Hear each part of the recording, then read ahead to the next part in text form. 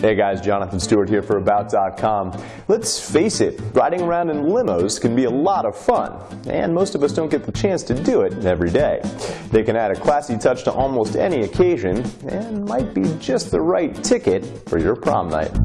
Know what's out there and avoid getting ripped off by following these simple tips. Check it out. Tip number 1, choose your ride. The first thing you should consider is how many people you'll be traveling with.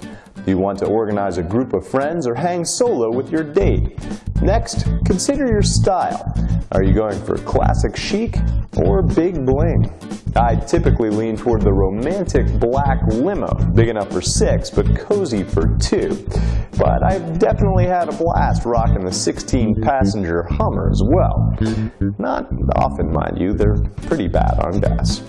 Town cars, which fit 2 people, are less private than limousines as they rarely have a partition between driver and passengers. 6-passenger limos comfortably seat 4 and usually have seats facing each other front to back.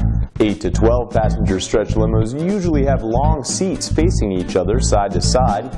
Same with 14 to 22-passenger Navigators, Expeditions, Excursions, Escalades, and Hummers. The next thing you need to consider is how long you're going to need your ride for.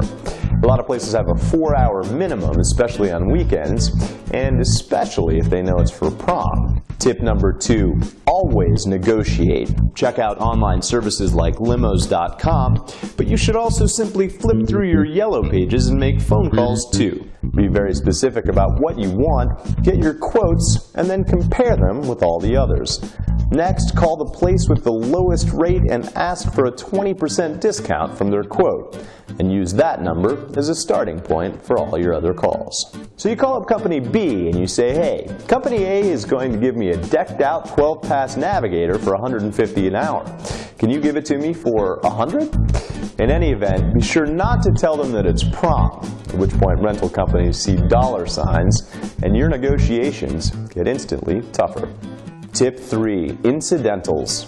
Be sure to ask whether gratuity, gas, cleaning charges, extra stops, or any other potentially hidden fees are included in the total cost. Most importantly, be sure you do all of this as far in advance as possible, by up to a couple months ahead.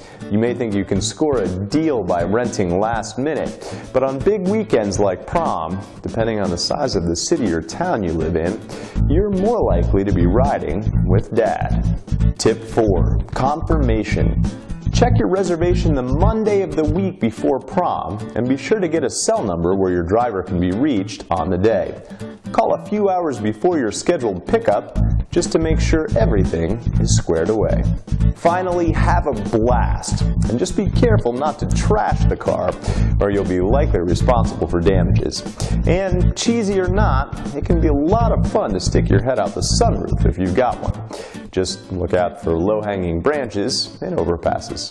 Thanks for watching. To learn more, visit us on the web at About.com.